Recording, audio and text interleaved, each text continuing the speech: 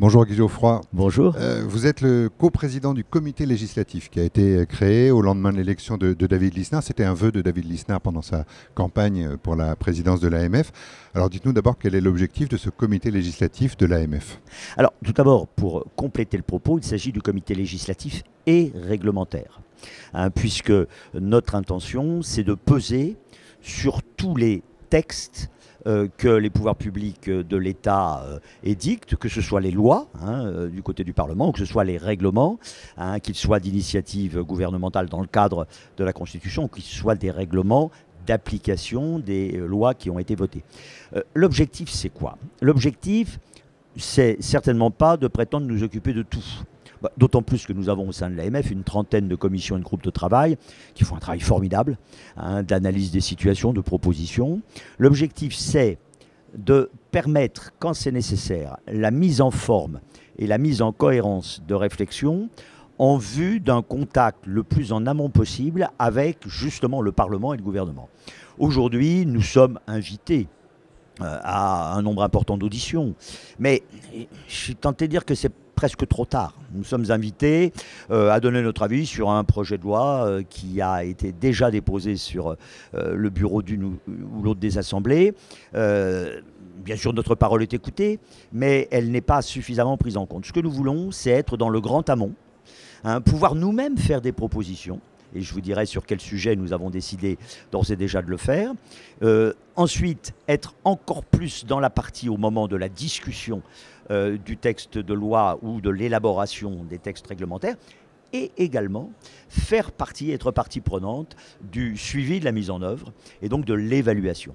C'est la raison pour laquelle un des sujets que nous avons inscrits à notre ordre du jour et qui n'est pas des moindres, c'est la reprise de la balle au bond des propos du président de la République, qui il y a quelque temps encore ne voulait pas entendre parler d'une nouvelle étape de la décentralisation dans notre pays et qui, à l'approche de la création du Conseil national de la refondation, a clairement affirmé, il l'a répété depuis, qu'il fallait une nouvelle étape qui marque les choses en matière de nouveaux transferts de compétences, des transferts de crédits correspondants pour exercer ces compétences.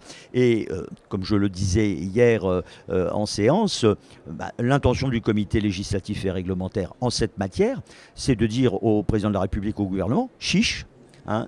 Vous avez accepté ce qui est pour nous une nécessité, eh bien, nous n'allons pas nous contenter d'analyser ce que vous allez proposer, éventuellement de le critiquer, ce qui serait trop facile. Nous allons prendre l'initiative de vous faire part d'un certain nombre de suggestions et finalement de co-construire, nous qui sommes les mieux placés, élus des collectivités locales, pour savoir quels sont les besoins et quelles sont les bonnes réponses. Nous voulons essayer de co-construire avec le gouvernement, puis bien sûr avec le Parlement, ce qui sera la troisième étape. Et finalement, 20 ans après, vous savez, 82-2002, 2002-2003, 2022-2023, que tous les 20 ans, il faille remettre sur le métier cet ouvrage de la décentralisation pour valider, après avoir évalué ou invalidé les étapes précédentes, rectifier ce qui doit être rectifié et prolonger le mouvement. Le président de la République a souhaité le faire. Nous, c'était notre demande. Et donc, voilà une des missions que le comité législatif et réglementaire s'est d'ores et déjà donnée. Autre question, vous avez représenté l'AMF, vous en parliez à l'instant, au moment de l'ouverture du Conseil national de la refondation, qui a été voulu par le président de la République. Comment jugez-vous cette initiative de ce CNR et quelle parole avez-vous porté au nom de l'AMF au moment du lancement des travaux? Alors, l'initiative en elle-même mérite l'intérêt. Surtout depuis que le président de la République a très clairement montré sa volonté de s'adresser différemment qu'il ne l'avait fait jusque-là aux élus locaux.